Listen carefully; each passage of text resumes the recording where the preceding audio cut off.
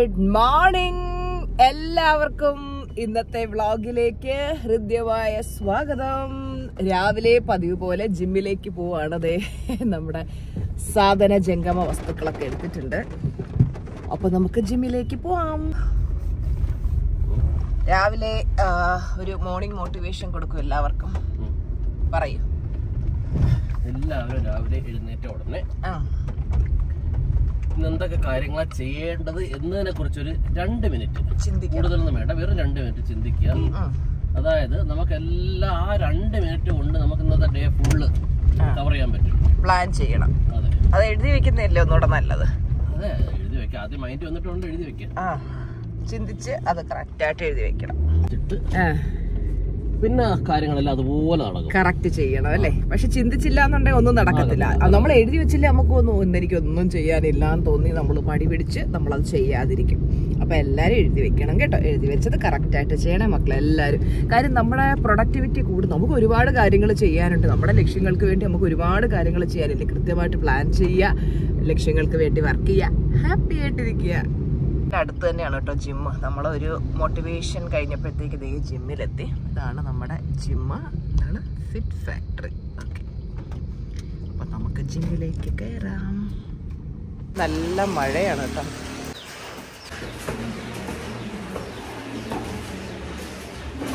മുരിങ്ങയില ഒടിഞ്ഞു കിടക്കുന്നുണ്ടാ? ഇന്ന് മുരിങ്ങയില തോരൻ വെക്കാൻ ഒടിച്ചോ?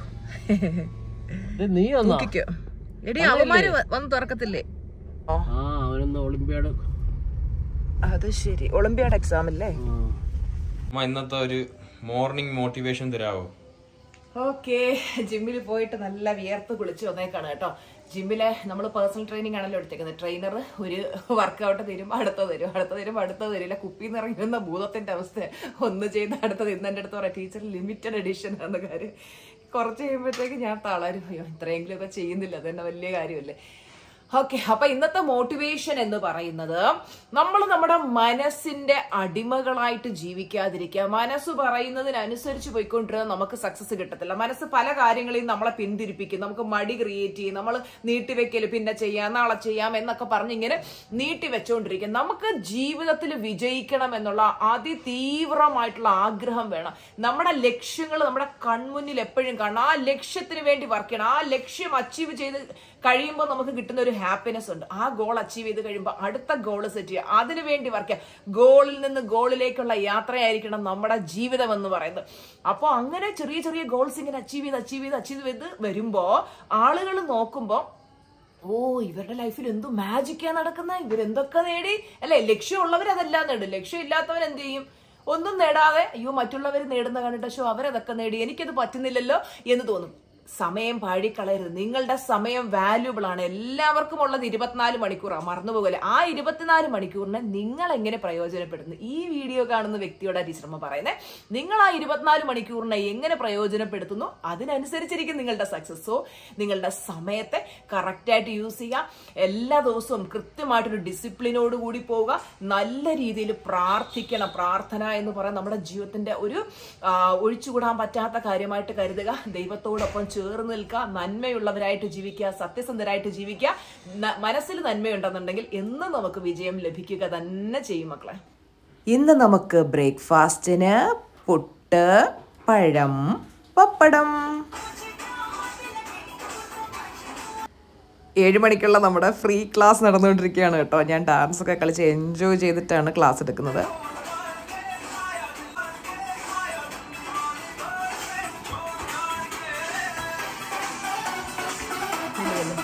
ഇപ്പോൾ ഗോൾഡ് ക്ലാസ് കംപ്ലീറ്റ് ആയി. ഇനി നമുക്ക് 9 PM ക്ലാസ് ഉണ്ട്. അതിന് മുന്നേ ആയിട്ട് ഡിന്നർ കഴിക്കണം.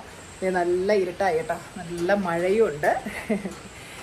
അപ്പോൾ എപ്പോഴും നല്ല ചില്ലായിരിക്കുക, ഹാപ്പി ആയിട്ടിരിക്കുക, ചിരിച്ചുകൊണ്ടിരിക്കുക. ഗുഡ് മോർണിംഗ് മക്കളെ. ഇന്ന് സൺഡേ ആണ്. സൺഡേ ആവുമ്പോൾ ഭയങ്കര സന്തോഷമാണ്. എന്താണെന്നറിയാവോ? എന്താണ് കണ്ണാ സൺഡേയിൽ എന്താണ് സന്തോഷം? ഞങ്ങളുടെ ഏറ്റവും വലിയ സന്തോഷം 6.5 ദിവസം പണിയെടുക്കുക, 1/2 ദിവസം എൻജോയ് ചെയ്യുക. അപ്പോൾ സൺഡേ നമ്മൾ കറങ്ങാൻ പോകുന്ന ദിവസമാണ്. പക്ഷെ രാവിലെ നല്ല മഴയാണ്. ഞാൻ കാണിച്ചു തരാം നിങ്ങൾക്ക്. ഇതേ നോക്കി, ഉണ്ടോ? നല്ല മഴ പെയ്തുകൊണ്ടിരിക്കുകയാണ്. കാണാൻ പറ്റുന്നുണ്ടോയെന്ന് എനിക്കറിയില്ല. ഉണ്ടോ? മഴ പെയ്ത് നല്ല പരുവത്തിലിരിക്കുകയാണ്. അപ്പോൾ നമുക്ക് പിന്നെ സ്റ്റുഡിയോ റൂം എല്ലാം ചളംകുളമായിട്ട് കിടക്കുകയാണ് കേട്ടോ. സെറ്റിയിലൊക്കെ വാരി വലിച്ചിട്ടേക്കുന്ന സ്റ്റുഡിയോ റൂമിൻ്റെ കോലം കണ്ടോ. അതേ കണ്ണമ്മ ഇരുന്ന ക്ലാസ് അപ്ലോഡ് ചെയ്യാണ്. ഞാനൊരു ക്വസ്റ്റ്യൻ ചോദിക്കട്ടെ, ഇങ്ങോട്ട് നോക്ക്. യെസ്, നിന്റെ അമ്മയിലെ ഏറ്റവും ഇഷ്ടമുള്ള ക്വാളിറ്റി. ഒരുപാട് ക്വാളിറ്റീസ് ഉണ്ട്, അതിൽ നിന്റെ മനസ്സിൽ പെട്ടെന്ന് വരുന്ന ഏറ്റവും ഇഷ്ടമുള്ളൊരു ക്വാളിറ്റി.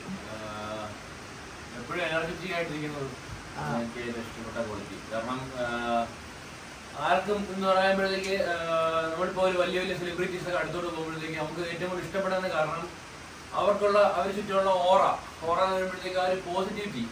നെഗറ്റീവ് ആയിരിക്കുമ്പോഴത്തേക്ക് അടുത്തോട്ട് പോകുമ്പോഴത്തേക്ക് നമുക്ക് താല്പര്യപ്പെടത്തില്ല, അതുകൊണ്ടാണ്. പക്ഷെ ഒരു മോഹൻലാലോ മമ്മൂട്ടിയോ അങ്ങനെ സിനിമ നടന്മാരോ ആണെങ്കിലും ഇവിടെ അടുത്ത് നിൽക്കുമ്പോഴത്തേക്ക് നമുക്ക് ഒരു പോസിറ്റിവിറ്റി ഉണ്ട് അവരെ ചുറ്റും നിൽക്കുമ്പോഴത്തേക്ക്. അതേ ഫീലാണ് അമ്മേനോട് നിൽക്കുമ്പോഴത്തേക്ക്. ആ ഒരു എനർജിയും ഓറയും അമ്മയും ഫീൽ ചെയ്യുന്നുണ്ട്. നമുക്ക് എപ്പോഴും പോസിറ്റീവ് ആയിരിക്കും. ഒരു നെഗറ്റീവ് ചിന്ത പോലും നമ്മളെ മനസ്സിൽ വരത്തില്ല. അതാണ് എനിക്ക് എപ്പോഴും തോന്നുന്നത്. ഓക്കെ, പണ്ടമ്മ എങ്ങനെയായിരുന്നു?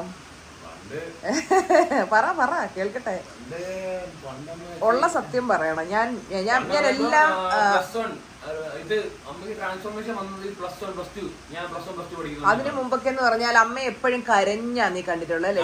എപ്പോഴും ഏത് കാര്യത്തിലായാലും വിഷമം, ചെറിയ ചെറിയ പ്രശ്നങ്ങൾ വരുമ്പോൾ തന്നെ തളർന്ന് ആരെങ്കിലും ഒരാൾ എന്തെങ്കിലും പറഞ്ഞു കഴിഞ്ഞാൽ പിന്നെ തീർന്നു. അത് തന്നെ ദേഷ്യം തീർക്കുന്ന എന്റെ അടുത്ത് ചില്ലറ അടിയല്ല കണ്ണനെ കൊണ്ട്. അതിനുശേഷം ദൈവവിധി പോലെ എല്ലാം മാറി, മൊത്തത്തിൽ മാറി. ഇപ്പം അമ്മ ചില്ലാണ്.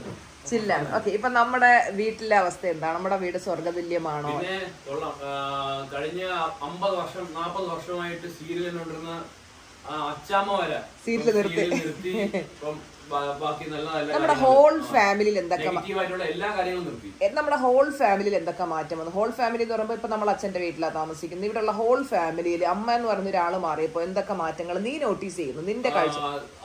മെയിൻ ആയിട്ട് നോട്ട് ചെയ്ത കാര്യം എന്ന് വെച്ചാല് എന്ത് വിഷമ കാര്യം ഉണ്ടായാലും അവർക്ക് ഒരു പ്രശ്നമില്ല. കാരണം എന്റെ വലിയച്ഛൻ സുനിൽ വലിയച്ഛന്റെ അച്ഛൻ മരിച്ചു പോയായിരുന്നു. അപ്പൊ പുള്ളിക്കാരൻ കുഴപ്പമൊന്നുമില്ല. സാധാരണ സ്വന്തം അച്ഛൻ മരിക്കുമ്പോഴത്തേക്ക് കാര്യങ്ങളായിരിക്കും. പക്ഷെ പുള്ളിക്കാരൻ തന്നെ പറയായിരുന്നു, കവിതയെ നീ ഇല്ലായിരുന്നെങ്കിൽ എനിക്ക് ഈ ഒരു സാഹചര്യം പോലും എനിക്ക് കടന്നു പോകാൻ പറ്റത്തില്ലായിരുന്നു. കാരണം സ്വന്തം അച്ഛൻ മരിച്ചു എന്തുമാത്രം വിഷമമായിരിക്കും. ചേച്ചിയുടെ ഹസ്ബൻഡിന്റെ കാര്യമാണ് പറയുന്നത് കേട്ടോ. കാര്യം ഏതൊരു സിറ്റുവേഷനിലും കാമായിരിക്കാൻ പഠിച്ചു. അത് മാത്രമല്ല നമ്മുടെ വീട് കുടുംബ വീടായതുകൊണ്ട് ഇവിടെ നല്ല സന്തോഷവും സമാധാനം ഉള്ളതുകൊണ്ട് എല്ലാരും അല്ലെ, ഹോൾ ഫാമിലി ചേഞ്ച്. എല്ലാവർക്കും സന്തോഷമുണ്ട്, സമാധാനമുണ്ട്. നേരെ മറിച്ച് ഇവിടെ ഞാനെന്ന് പറയുന്നൊരു വ്യക്തി അത്രയും നെഗറ്റീവ് ആയിരുന്നെങ്കിൽ എല്ലാവരും അതുമായിട്ട് അഫക്റ്റഡ് ആവുമായിരുന്നു അല്ലേ. അപ്പോൾ ഒരു വീട്ടില് ഒരാൾ മാറിയാൽ മതി, ജീവിതം എല്ലാവരുടെയും ജീവിതത്തിൽ ആ മാറ്റം ഉണ്ടാകും. നേരെ മറിച്ച് ഒരാൾ നശിച്ചാൽ എല്ലാവരുടെയും ലൈഫിനെ അത് ബാധിക്കും. യെസ്, അപ്പോൾ എന്താണ് എല്ലാവരോടും നിനക്ക് പറയാനുള്ള മെസ്സേജ്? BBAക്ക് പഠിക്കുകയാണ്.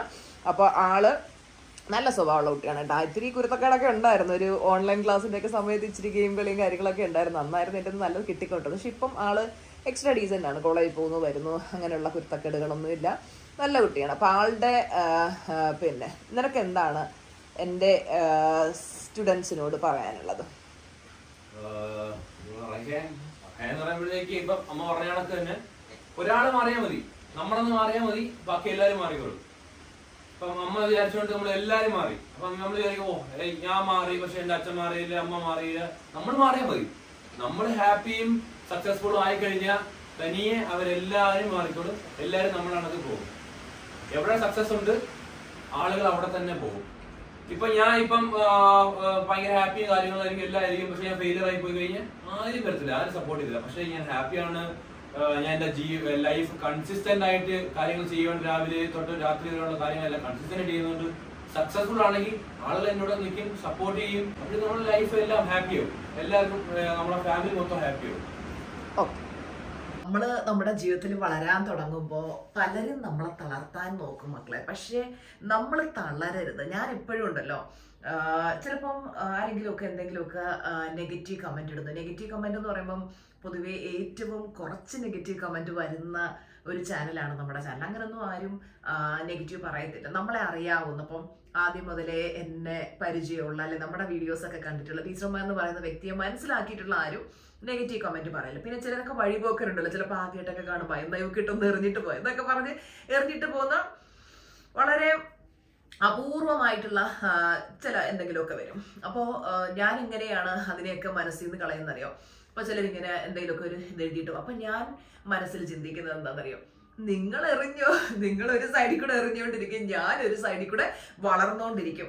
കാരണം ഈ ലോകം അങ്ങനെയാണ്. ലോകത്ത് ഒരുപാട് നെഗറ്റീവായിട്ടുള്ള ആളുകളുണ്ട്. അവർക്ക് തന്നെ അവരുടെ ലൈഫിൽ എന്ത് ചെയ്യണം, എങ്ങനെ മുന്നോട്ട് പോകണം ഒന്നും അറിയാതെ അവരാകെ ഡിസ്റ്റർബ്ഡ് ആണ്. അവരുടെ നെഗറ്റിവിറ്റി കാരണം കിടന്ന് വിഷമിക്കുന്ന അവസ്ഥയാണ്. അപ്പൊ അവര് ഫ്രസ്ട്രേറ്റഡ് ആയിരിക്കുമ്പോൾ മറ്റൊരാൾ സന്തോഷമായിരിക്കുന്നു, അവരവരുടെ ലൈഫിൽ സക്സസ് നേടുന്നു. അപ്പൊ അവരുടെ മനസ്സിലൊരു നെഗറ്റീവ് ഫീലിംഗ് വരും. അവര് എന്നാ ഇവർക്കിട്ടൊരു കൊട്ടു കൊടുക്കാം എന്നൊക്കെ ഓർത്ത് എന്തെങ്കിലുമൊക്കെ പറഞ്ഞിട്ട് പോകും. ഇതുപോലെ നിങ്ങളുടെ ലൈഫിലും നിങ്ങൾ സന്തോഷമായിരിക്കാൻ തുടങ്ങുമ്പോൾ നിങ്ങളുടെ സന്തോഷം കെടുത്താനായിട്ട് പലരും വരും. അപ്പൊ അവര് വരുമ്പോ ഉടനെ അയ്യോ ആ വ്യക്തി അത് പറഞ്ഞു അല്ലെങ്കിൽ അവരത് ചെയ്തു എന്നും പറഞ്ഞ് നമ്മുടെ സന്തോഷം നമ്മൾ കളയരുത്. കാരണം എന്ന് വെച്ച് കഴിഞ്ഞാൽ അവർ വിജയിക്കും, നമ്മൾ നമ്മുടെ സന്തോഷം കളഞ്ഞ് നമ്മളാകെ ഈ പ്രാക്ടീസ് ഒക്കെ നിർത്തി പോയി കഴിഞ്ഞാൽ നമുക്കേ ഉള്ളു നഷ്ടം. അപ്പോൾ നമ്മുടെ ലൈഫ് എന്ന് പറയുന്നത് നമ്മുടെ ഇഷ്ടമാണ്. നമ്മൾ ഇതുവരെ കരഞ്ഞ് ജീവിച്ചു, ഇപ്പൊ നിങ്ങൾ ടീച്ചറമ്മയ്ക്കൊപ്പമാണുള്ളത്. ഇനി നിങ്ങൾ കരയല്ലേ മക്കളെ, നമുക്ക് കണ്ണീരും കരച്ചിലും ഒന്നും വേണ്ട. നമുക്ക് ലൈഫിനെ സെലിബ്രേറ്റ് ചെയ്യണം.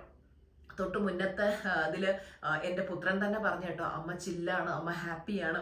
അപ്പോൾ നമ്മൾ ഹാപ്പി ആയിരിക്കുമ്പോൾ നമ്മുടെ മക്കൾ എത്രത്തോളം സന്തോഷിക്കും അല്ലേ? ശരിയല്ലേ? കുഞ്ഞുങ്ങൾക്ക് സമാധാനം ഉണ്ടാവും, സ്വസ്ഥതയുണ്ടാവും.